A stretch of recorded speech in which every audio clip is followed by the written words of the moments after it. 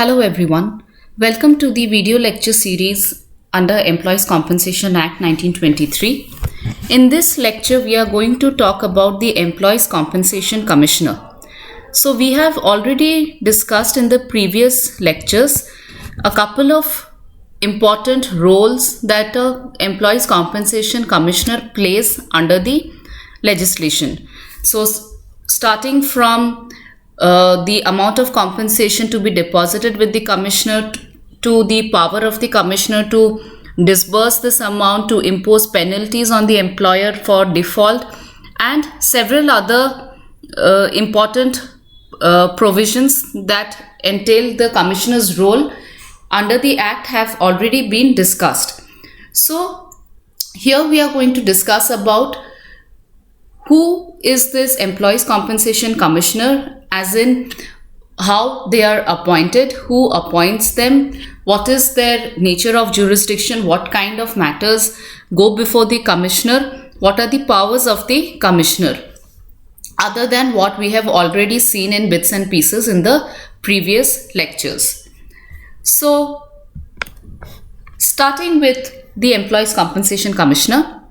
Now, for the purpose of deciding certain questions under the Act, the state government appoints an Employees Compensation Commissioner, and these appointments are made for different local areas.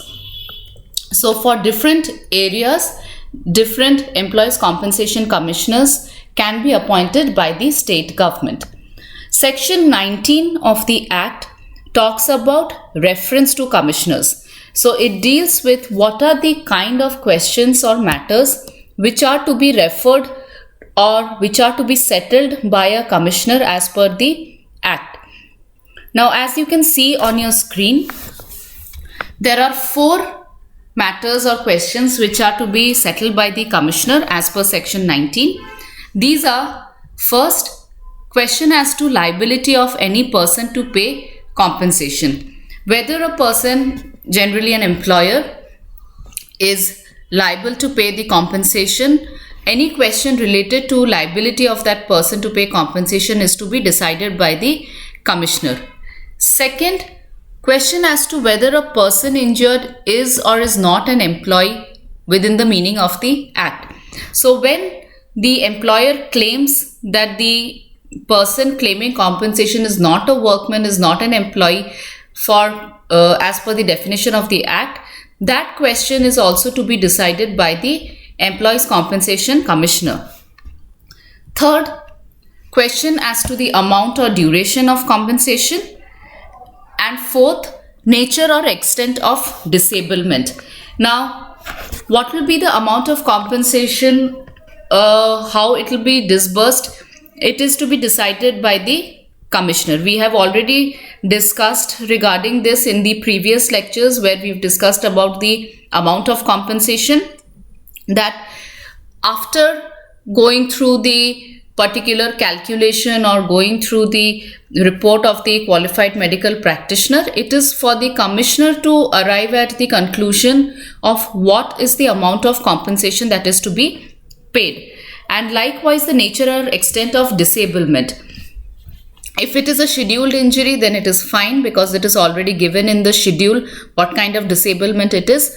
But if it is not, then based on the assessment of the medical practitioner, the commissioner has to decide the extent of disablement, the extent of loss of earning capacity, and accordingly give the amount of compensation, decide the amount of compensation that is to be paid. So the matters, these 4 matters are within the jurisdiction of the commissioner of that particular area. And like I said, the loss of earning capacity of an injured workman is also within the jurisdiction of the commissioner. Whatever medical evidence is provided is only for an opinion. It is not decisive of the question of disablement. The commissioner has to independently give a finding as to the extent of loss of earning capacity.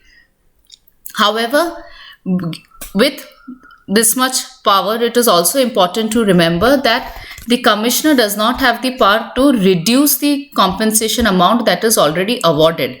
So in case the amount of compensation has already been decided by the commissioner, or say it has been decided by another commissioner and it's now transferred, or whatever be the hypothetical situation, and the commissioner under no circumstances has the power to reduce the compensation amount that is already awarded. The Act also specifies that all matters which are to be decided by the commissioner or settled by the commissioner as per the Act, no other civil court shall have jurisdiction to settle or decide these questions.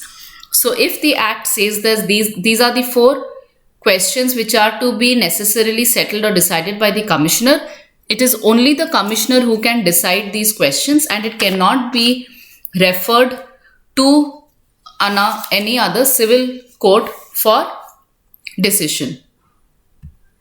The next part is section 20, which talks about appointment of commissioners. Now these commissioners are appointed by the state government, as I said, but there are 3 aspects to it, as you can see on your screen. First is that the state government by notification appoints a commissioner specifying the area of jurisdiction. So the commissioner is appointed by the state government for a particular area. Second, if at all more than 1 commissioners are appointed for one particular area, then the state government may regulate the distribution of business between them. So if for a particular local area, the commissioner, more than 1 commissioners are appointed, then the state government can divide the business between them, the regulation of business between them.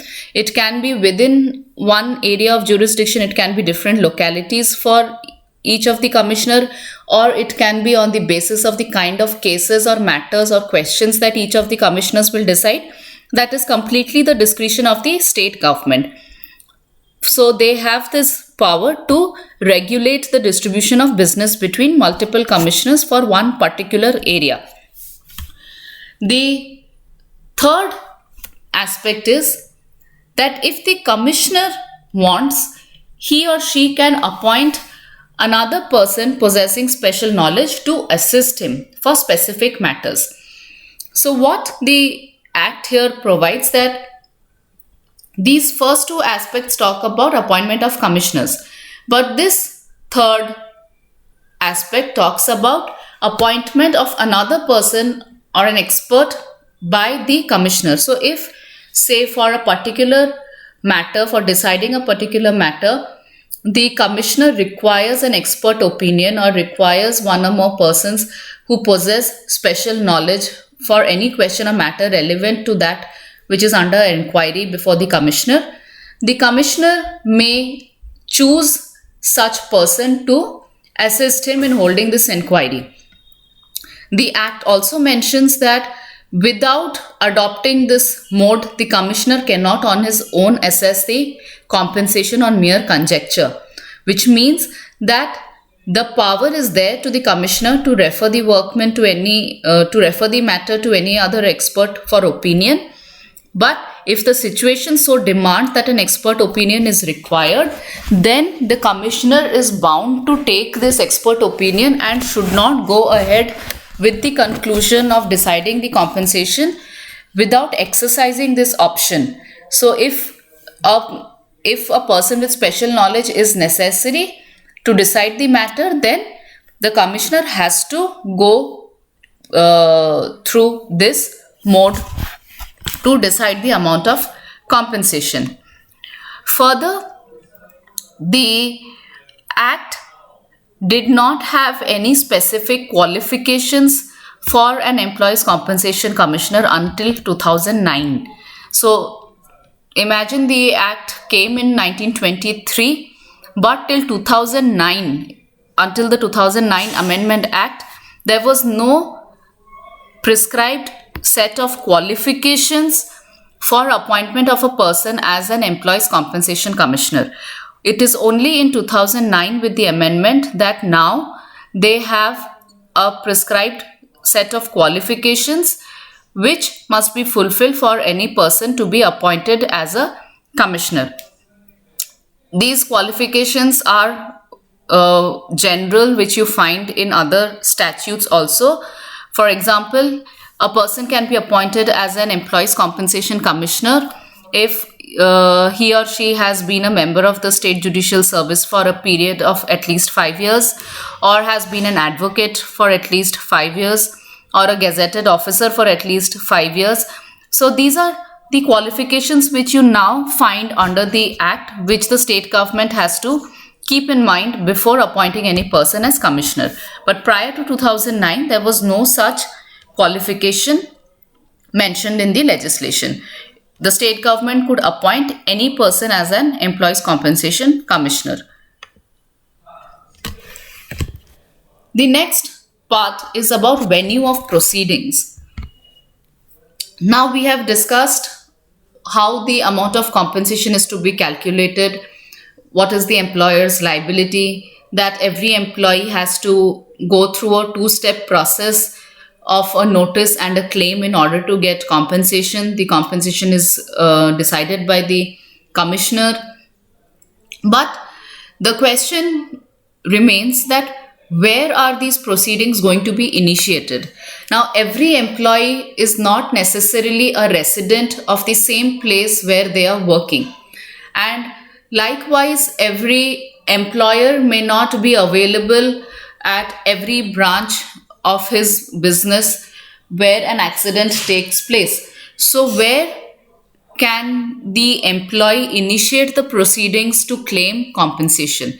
So section 21 deals with this venue of proceedings, and it specifies 3 venues which can be fixed or which can be decided by the employee where they want to or where they can initiate the proceedings for a claim for compensation. The first one is area in which the accident took place which resulted in the injury. So they can initiate the proceedings before the commissioner of the area where the accident has taken place, which resulted in injury against which you are claiming the compensation. Second is area in which the employee, or in case of his death, the dependents claiming the compensation ordinarily resides. So this is the second option for initiating the claim proceedings, that either where the employee ordinarily resides or where the dependents of the employee, in case the employee there has been a death, where the dependents ordinarily reside, they can they can initiate the proceedings there where they ordinarily reside. Now, the entire idea behind this, which was not present initially in the act, it was inserted only in 1995 through an amendment. The idea behind introducing this is of ordinarily resides is that there are a lot of migrant laborers from all over the country who go elsewhere to earn their livelihood. So they travel across the country, they travel to different places other than their native place to earn a livelihood. So when an accident takes place, then in order to facilitate the claimants that they may make their claims not necessarily where the accident has taken place, but also at the place where they ordinarily reside. So if a migrant laborer from Odisha has gone to Maharashtra, and is working there, and the accident happens there, then they have the option of initiating the proceedings either in Maharashtra or in Odisha, depending on the area under which area which is governed by the commissioner, whatever area they fall under. So this option is given because it is not possible for the workmen who are generally who generally are poor or belong to the poverty-stricken class, that it is not possible for them or the dependents who reside, say, in one part of the country, and for earning a livelihood they anyways have to shift from one place to another. So for filing a claim also, they should not have to go through a financial hardship of traveling across states. So this would only entail the claimant traveling from one place to another for getting compensation, and it is not that it will be settled immediately. It can take time.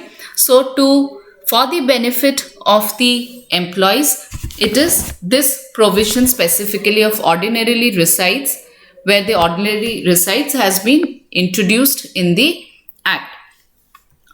And the third option for a venue is where the employer has his registered office. So if the employer has multiple branches of the industry or factory in different states or within the same state in different parts of the state, then the one option that the employee has is to initiate it in the area for the commission before the commissioner in the area in which the registered office of the employer is there. So these are the three options of venues, which any one of these three can be chosen by the employee to initiate the claim proceedings for compensation.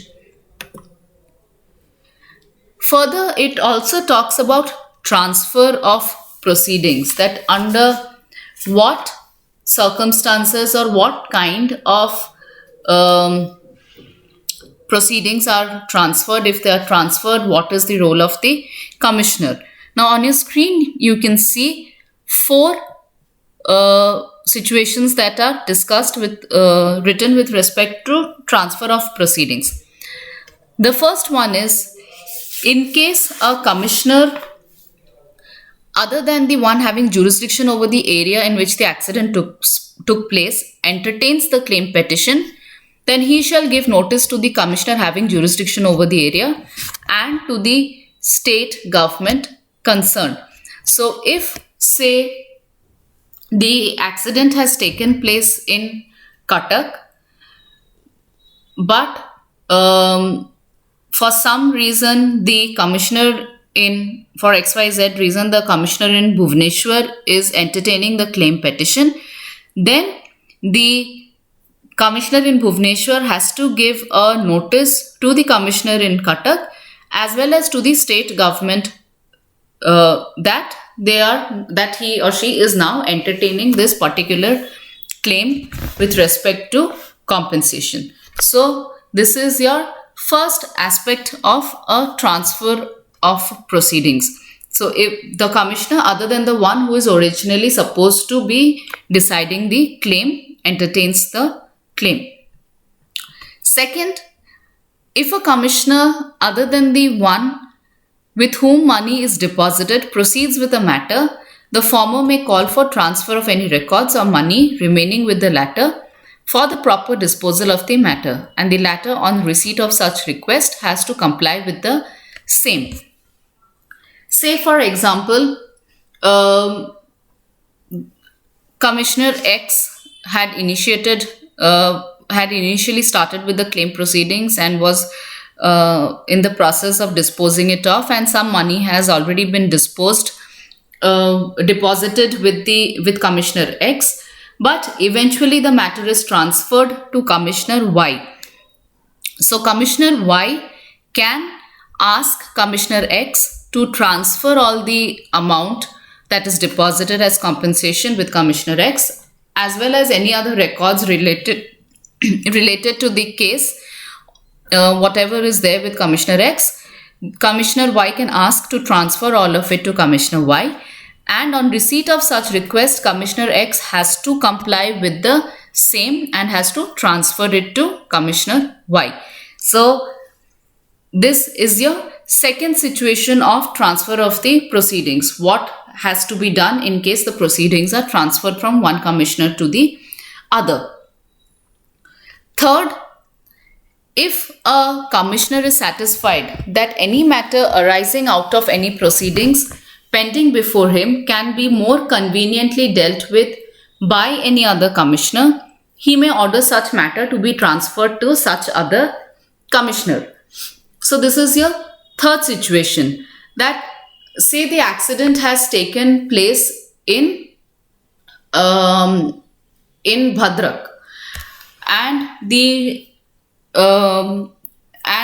employee ordinarily resides in Cuttack. and so he initiates the proceedings in Cuttack. But for some reason, either for purposes of inquiry or for whatever other reason that the commissioner in Cuttack thinks fit, he feels that, or he is satisfied that the commissioner in Bhadrak will be able to deal with this claim petition in a better and more convenient manner than the commissioner in Cuttack. So the commissioner in Cuttack can transfer this matter to the commissioner in Bhadrak. And this transfer can either be for asking for a report or for disposal of the matter altogether. And if he transfers this matter, then he also has to give or transfer all the relevant documents which are to be given for decision of such matter. So this transfer can be either for entirely disposing of the matter or for some kind of a report.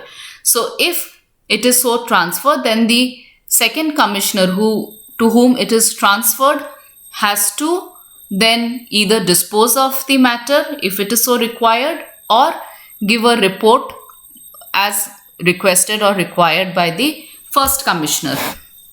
So this is your third situation of transfer of proceedings. And the fourth matter is that the state government may transfer any matter from one commissioner appointed by it to any other commissioner appointed by it. So this is again the discretion of the state government entirely. If the state government wants, they can transfer any matter from one commissioner to another commissioner for reasons that they think fit. So these are the four situations related to transfer of proceedings: how they are transferred, and if they are transferred, what is the role of each of the commissioners from whom it is transferred to the one who receives it after transfer. Then you have powers of the commissioner. Now we have already discussed in bits and pieces in the previous lectures in different pockets how the commissioner exercises powers ranging from distribution of the compensation amount to assessment of the loss of earning capacity to deciding the amount of compensation. All of it would fall under the powers of the commissioner. But section 22 and 22A and 23 deal with certain other powers of the commissioner, which you can see on your screen. The first one is that the commissioner may require further amount to be deposited in case of fatal accidents. So if an accident has resulted in the death of an employee and a compensation has been raised, a claim for compensation has been raised, and a sum has already been deposited by the employer as compensation, which is to be paid to the employee, to the dependents of the employee whose injury has resulted in his death. And in the opinion of the commissioner that the sum that has been deposited is insufficient, then the commissioner, by notice in writing stating his reasons, may call upon the employer to show cause why he should not make a further deposit for the deposit of amount as being asked by the commissioner. So only in case of fatal accidents the commissioner can exercise this power, where if he feels that the amount which has been deposited as compensation is insufficient or is less, and that the dependents deserve more, or that the employer is liable to pay more, then he can ask the employer, or he has to first give a show cause to the employer asking why he should not be asked to make a further deposit of whatever X amount that the commissioner decides. So this is one power, additional power that the commissioner has. And if the employer fails to show cause to the satisfaction of the commissioner, then the commissioner can make an award, pass an award, determining the total amount that is payable as compensation, and whatever is the deficit amount that is required to be paid, the employer has to deposit that amount with the commissioner. Then you have that the commissioner has all powers of a civil court, like taking oath or evidence on oath, enforcing attendance of witnesses, asking for production of documents, material objects.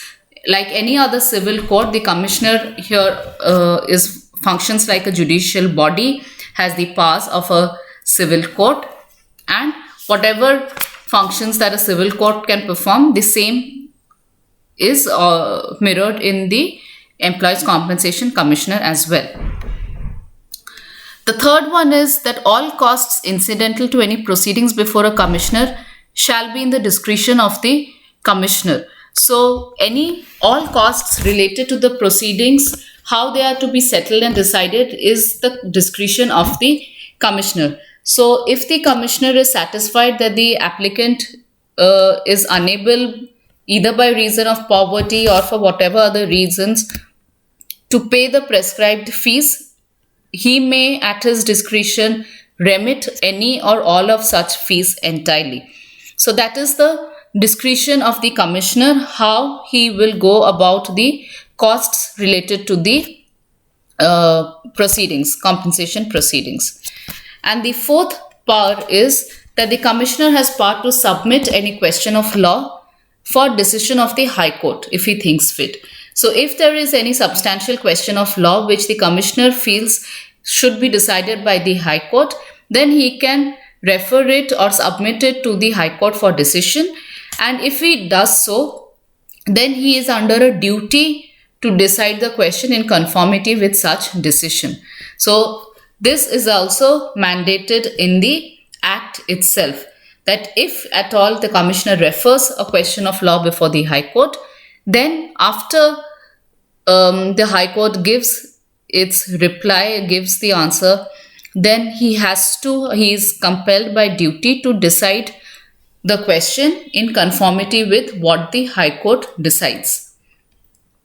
So these are the additional powers of the commissioner which is specified in the statute, in addition to what we have already discussed in the previous videos. And the last aspect of the commissioner is that there is a time limit for the commissioner to dispose of matters related to compensation, and this time limit is 3 months. So the commissioner has to dispose of matter relating to compensation proceedings within 3 months from the date of reference, and has to intimate the decision to the employer and employee within the said period. So the total time limit is 3 months to decide any claim for compensation which is referred to the commissioner. This completes your topic of Employees Compensation Commissioner. If you have any doubts with respect to this, please post it in the discussion forum on the website.